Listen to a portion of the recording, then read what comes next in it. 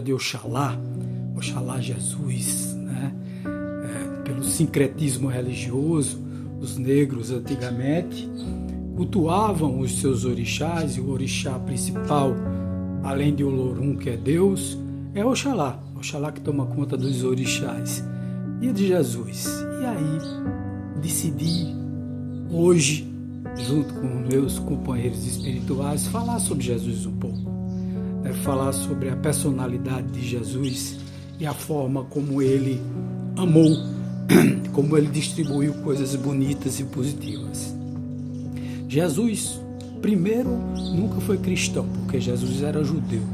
Jesus seguia as leis judaicas, as leis mosaicas. Sempre foi um cidadão que fugia da sua época. Todo mundo que foge da sua época é um revoltado, né? É um doidão, é um cara que, sei lá, não sabe o que é que está dizendo. Então os doutores da lei começaram a dar em cima dele, principalmente com algumas coisas, alguns costumes que eles tinham, né? Então, por exemplo, a misoginia.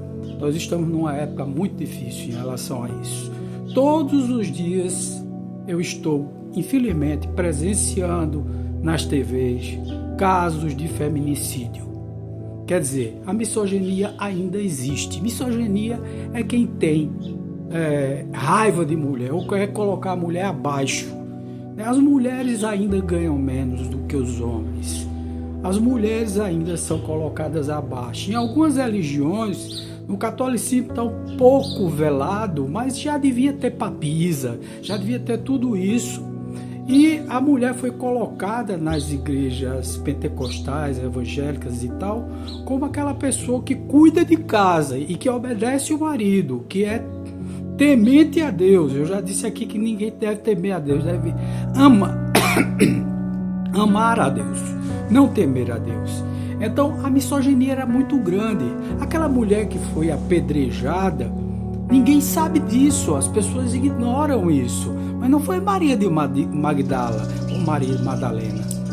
Foi uma outra mulher que estava sendo apedrejada, e aí os doutores da lei, Jesus estava próximo, os doutores da lei perguntaram a ele para provocar ele, para ver se ele fugia das leis mosaicas. E ele também não podia fugir das convicções dele.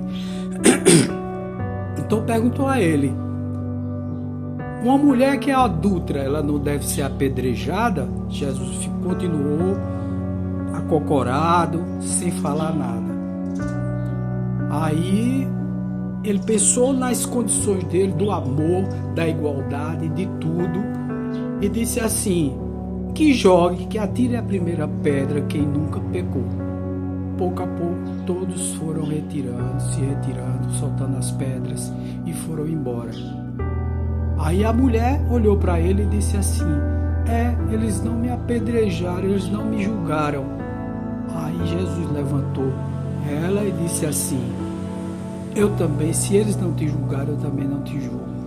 Levante e não peque mais.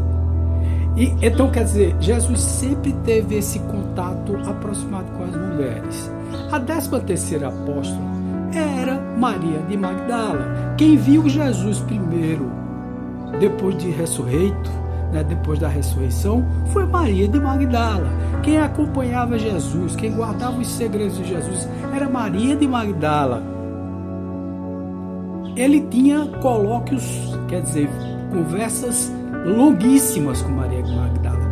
Valorizava a mulher, não era xenófobo, não era misógino, tá? Ele não tinha abuso de mulher, não era xenófobo. Xenófobo era aquele que tem raiva do estrangeiro. Ele dizia: todos fazem parte da mesma nação, que é a nação de Deus, que é a nação de Jesus. Eu vim para trazer a boa nova, o amor, a união dos povos. Todos podem se juntar a nós, todos podem estar conosco, mas também não são obrigados, podem cultivar as suas religiões.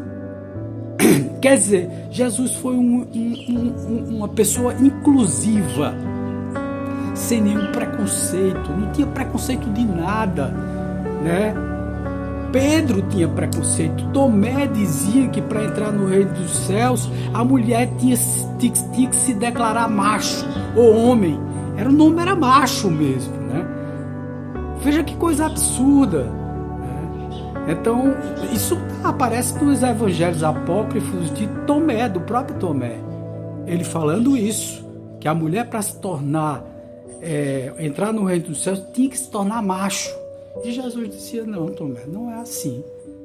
Quem for bom de coração é quem entra no reino dos céus. Quer dizer, quem vai para o plano espiritual melhor, para um local melhor. Então, nessa época de tanta misoginia, eu achei muito importante falar sobre isso. Sei lá, raiva contra a mulher. A mulher foi queimada na Santa Inquisição, não era porque era bruxa, é porque ela tinha poderes mediúnicos e tal, mexia com as ervas, nos caldeirões dela, e foram chamadas de bruxa, e queimaram muito mais mulheres do que homens, e homens que apoiavam mulheres. A mulher sempre foi a deusa.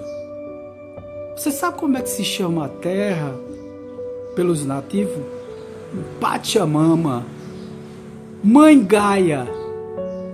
Quer dizer, é mulher, a terra é mulher, a terra é feminino, a terra dá frutos, a terra é quem coloca os frutos, quem brota, da mesma forma que a mulher em seu útero gera filhos.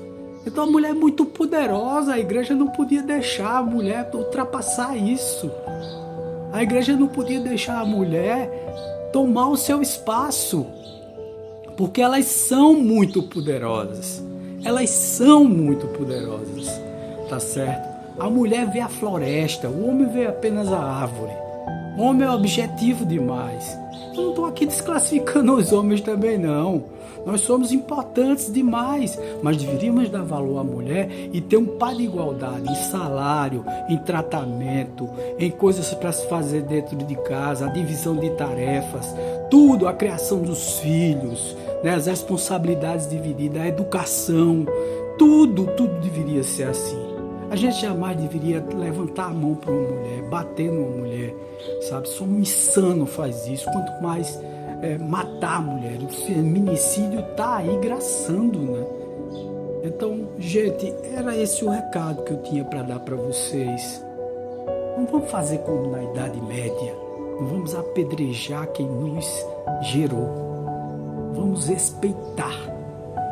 Geralmente quem vem resgatar os filhos que estão obsedando outras pessoas são as mãezinhas, que ficam altamente chocadas porque o filhinho dela foi bater no umbral e não veio se encontrar com ela.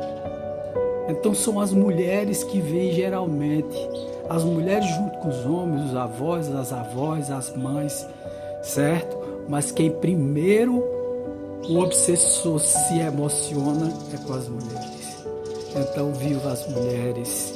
Por isso que eu digo 8 de março não é o dia da mulher. O dia da mulher são todos os dias. Um grande axé para vocês, saravá, um beijo no coração. Namastê, o ser grandioso que existe em mim. Saúda o ser grandioso que existe em você. Um beijo no coração.